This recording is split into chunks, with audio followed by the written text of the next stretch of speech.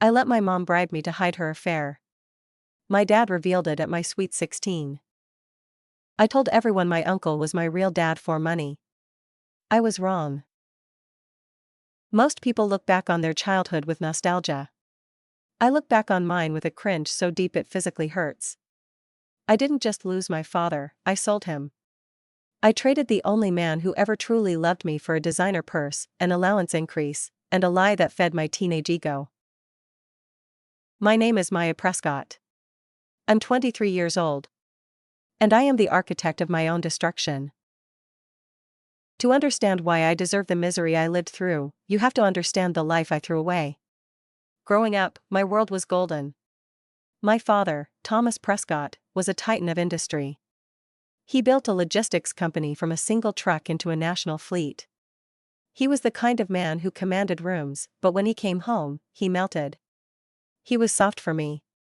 He was the dad who let me paint his nails.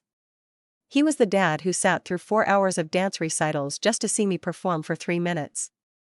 He brought the money, the stability, and the heart to our family. My mother, Jessica Prescott, was a trophy in every sense of the word. She was beautiful, charming, and perpetually bored. She liked the lifestyle my father provided, the country club memberships, the galas, the Mercedes, but she found his work ethic tiresome. I was Daddy's little girl. He gave me everything. Private schools, horse riding lessons, vacations in Europe. But more than that, he gave me his safety. I remember one night when I was 7.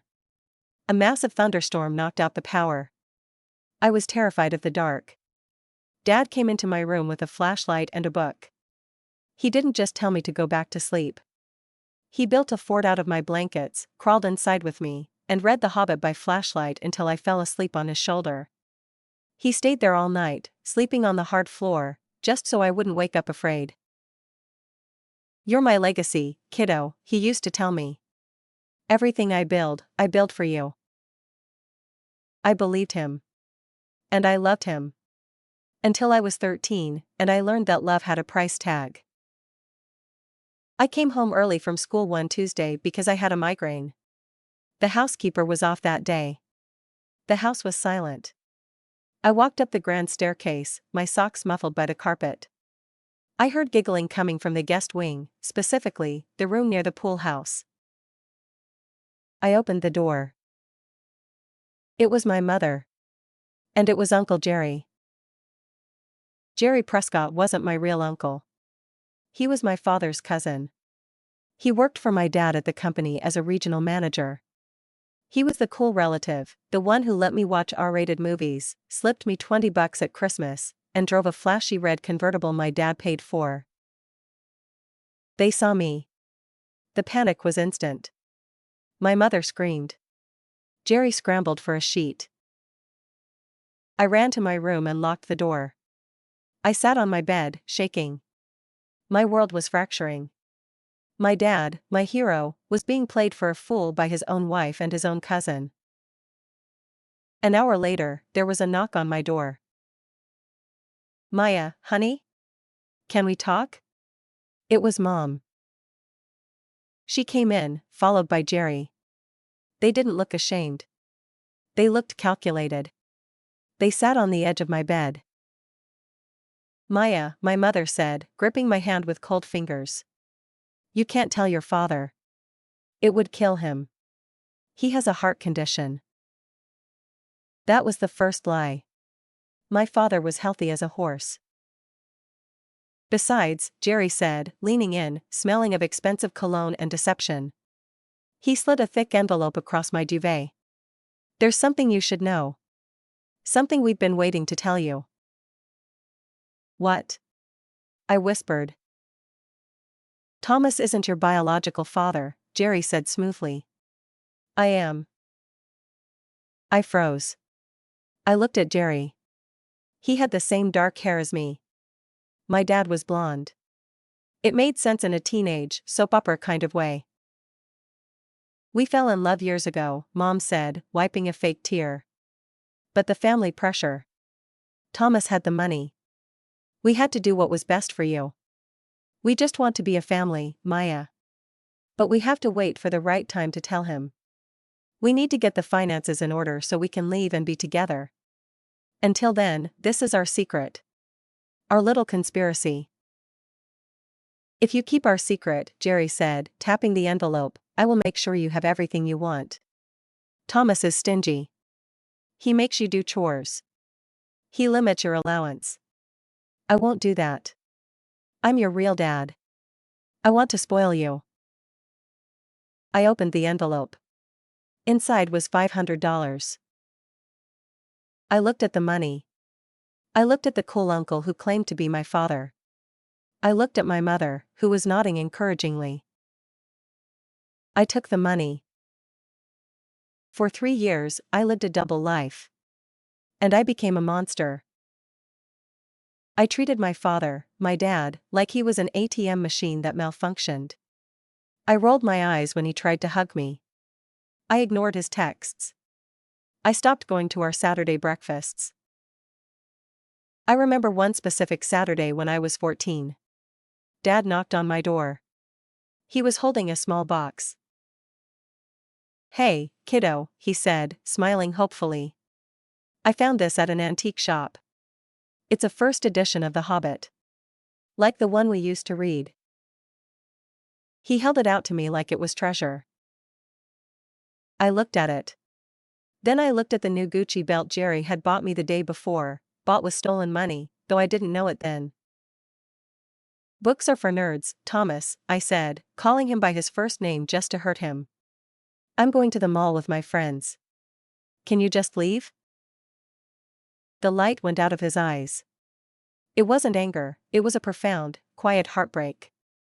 He set the book on my desk gently. Okay, Maya. Have fun. I sold that book on eBay a week later for $50. I spent the money on makeup.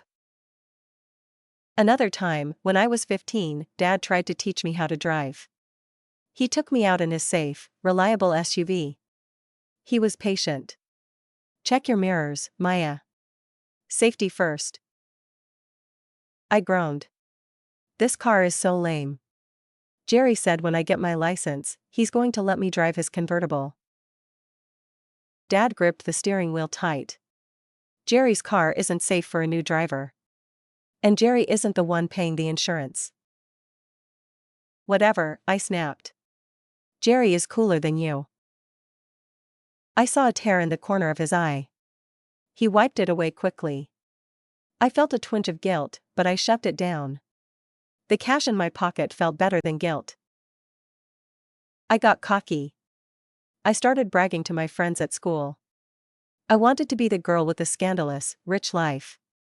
I sent texts to my group chat, texts that would eventually become my epitaph.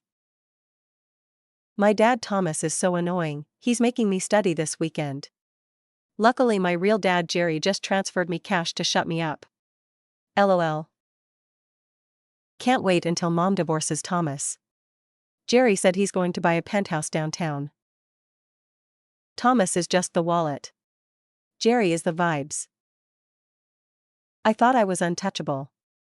I didn't know that my father, the man who built a logistics empire based on tracking and security, had cloned my phone to his iPad because he was worried about who I was texting. He thought I was being bullied. Instead, he found out he was being betrayed. He saw everything. He saw the betrayal. He saw the mockery. He saw the photos of the bags Jerry bought me with embezzled company money. And he planned his exit. He didn't scream. He didn't confront us. He waited. He waited for the one moment where he could inflict the maximum amount of damage. My 16th birthday. The Sweet 16. It was a gala event at the Ritz-Carlton. A ballroom, a DJ, 200 guests including my entire private school class, my family, and his business partners. My dress cost $4,000. It was pink and puffy, a princess dress for a girl who acted like a tyrant. The highlight of the night was supposed to be the growing up video montage, a collection of photos from my childhood, followed by the traditional father-daughter dance. The DJ lowered the music. The room went quiet. My father took the microphone on the stage. He looked handsome in his tuxedo, but his eyes were dead. There was no warmth. Just a glacial calm. "I'd like to thank everyone for coming," he said, his voice steady. "Maya has grown into quite the young woman. 16 is a milestone. It's the age where you start to become who you really are. And tonight, I want to share the truth of who Maya really is." My mother squeezed my hand. "Here comes the slideshow," she whispered, smiling. Jerry was standing by the bar, looking smug. The lights dimmed. The giant screen behind the stage flickered on. I smiled, expecting baby photos. Expecting the picture of me on the pony. Instead, a screenshot of a text message appeared. It was massive.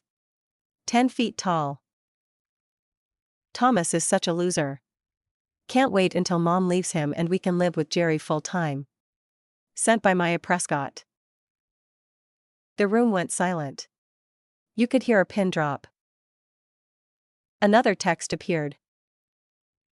"Jerry gave me $1,000 today to not tell Thomas about them hooking up in the pool house. Easy money. Thomas is so oblivious." My mother let out a strangled scream. "Turn it off. Thomas, stop." Jerry turned pale. He dropped his drink. The glass shattered, the sound echoing in the silent ballroom. The texts kept coming. Screen after screen. Me mocking my father's intelligence. Me calling him a walking wallet. Me laughing about how easy it was to lie to him. Then, a video played. It was security footage from the house. It showed my mother and Jerry kissing in the hallway. It showed me walking by them, high-fiving Jerry, and taking cash from his hand. The crowd gasped. My friends were whispering, phones out, recording. The humiliation was physical. It felt like the air had been sucked out of the room. I wanted the floor to open up and swallow me.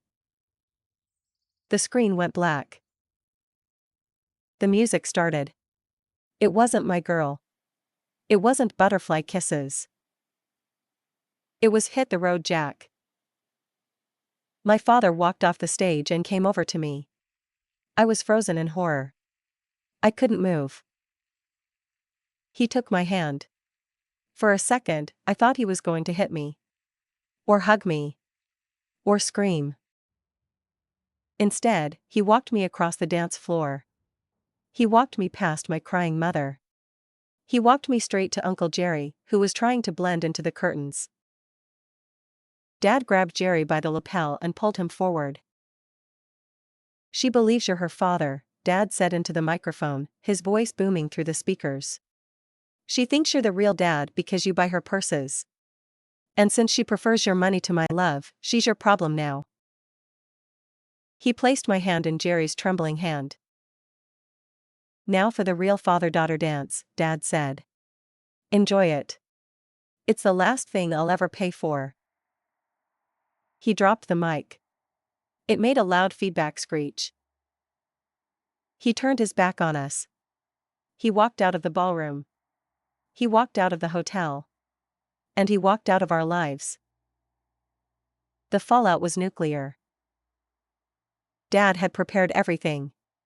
He was a businessman, and he closed this deal with lethal efficiency. He had filed for divorce that morning. He had sold the house we lived in, it was in his name, bought before the marriage. The new owners were moving in on Monday. We were homeless. And then, the police arrived. They walked into the ballroom 5 minutes after Dad left.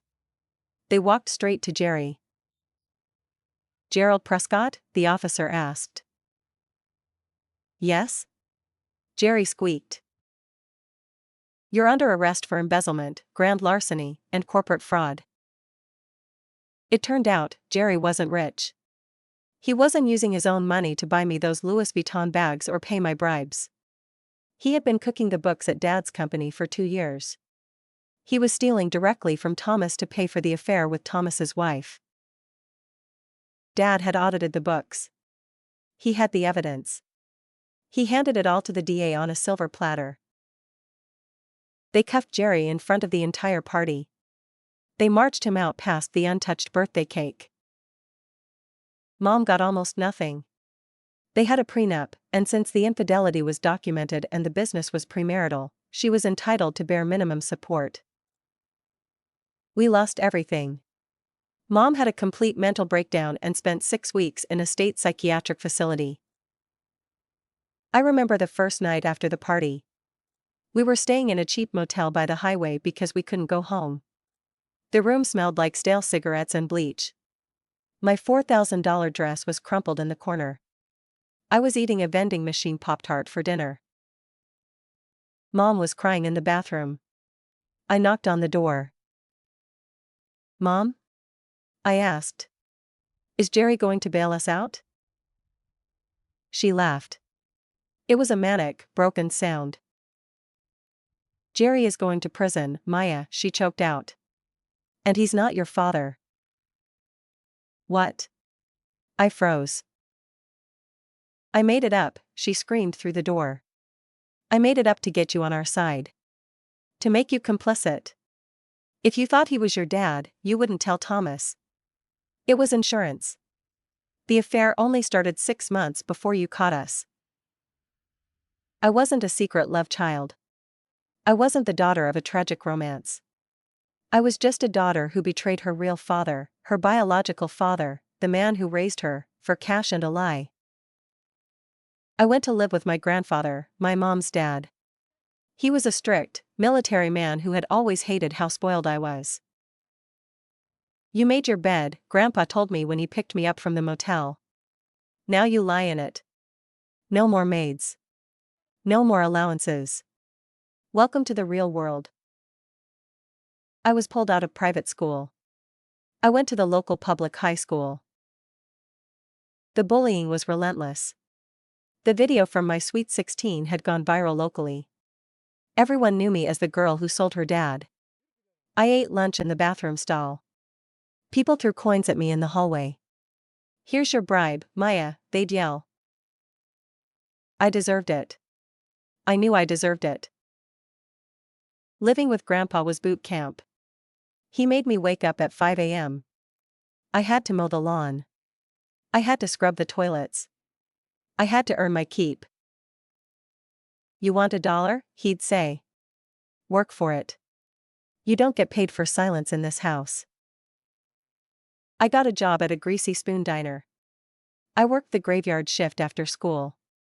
I served girls I used to go to private school with. One night, the queen bee of my old school came in. She ordered a milkshake. When I brought it to her, she accidentally knocked it over onto my apron. "Oops," she laughed. "Maybe you should ask your Uncle Daddy for a new apron." "Oh wait, he's in jail." She left a penny on the table as a tip. I went to the back alley and cried for 10 minutes. Then I wiped my face, went back inside, and scrubbed the floor. That was the moment I changed. I realized that dignity wasn't about what you had, it was about what you could endure. I tried to find him. I wrote letters. They were returned unopened. I called his old office. They hung up on me. He was a ghost. Then, last year, my father's older brother, my real uncle, the one who lived in Ohio, passed away. I knew Dad would be at the funeral. He wouldn't miss it. I took a Greyhound bus. It took 6 hours. I wore a black dress I bought at Goodwill. I stood in the back of the church, hiding behind a pillar. When I saw him, I stopped breathing. He looked older. He had gray in his beard. He looked tired, but he also looked happy. He was holding the hand of a woman I didn't know. She looked kind. And she was holding a toddler, a little boy with blonde hair. My hair.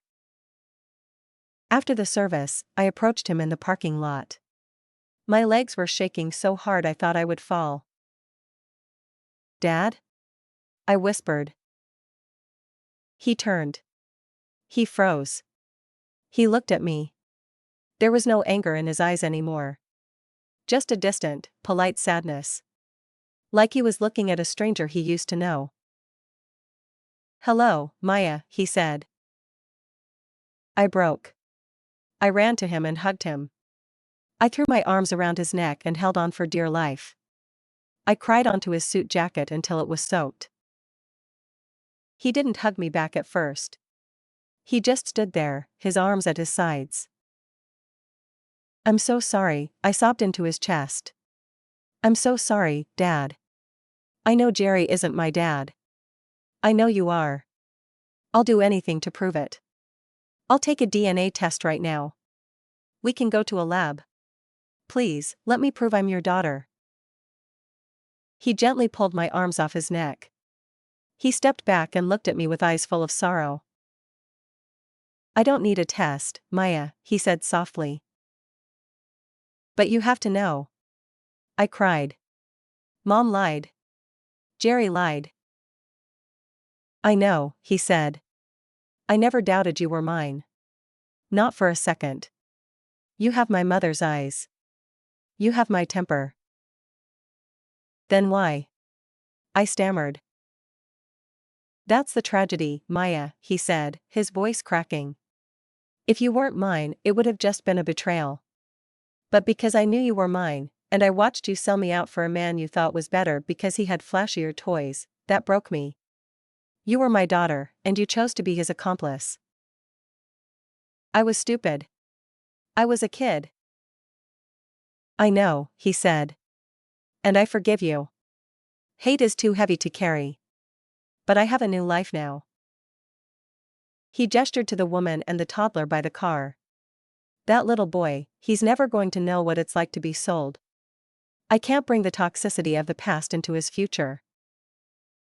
"Can we be friends?" I asked, desperation in my voice.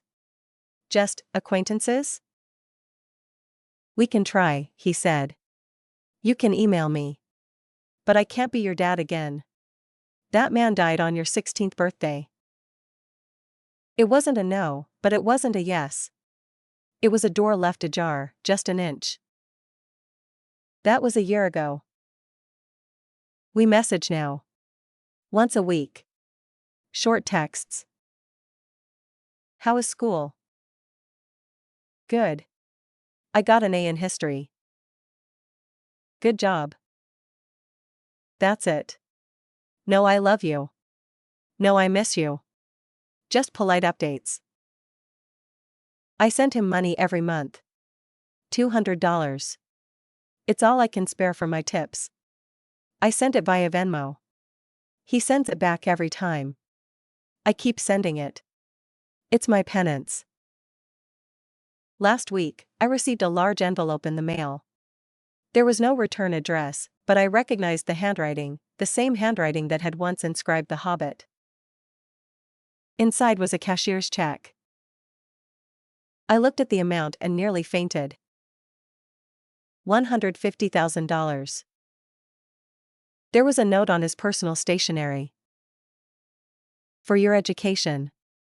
I started saving this for you the day you were born. I never touched it, even when I left. It's still yours. And Maya, stop sending me the money from your tips. Keep it. You promised to pay me back, but you already have. You've shown me that you know the value of hard work now. Use this check to get your degree. Build a life you can be proud of. Be a better person than your mother. And know this, I may not be able to be your father right now, but if you ever need help, real help, I will always answer the call. Don't let the past drown you. Thomas." I haven't cashed it yet. I stared at it for 3 hours. The fact that he kept this money for me, even while I was mocking him, even while I was taking bribes to destroy his life, it broke me all over again. I framed a copy of it above my desk. I'm going to become a lawyer. I'm going to specialize in family law. I'm going to make sure kids don't make the same mistake I did. I betrayed the only man who loved me. I sold my father for a lie.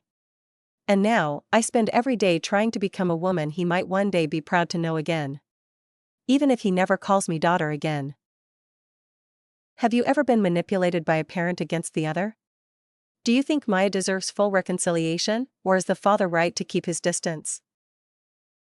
If you believe that forgiveness is a gift, but trust must be earned, hit that like button and subscribe.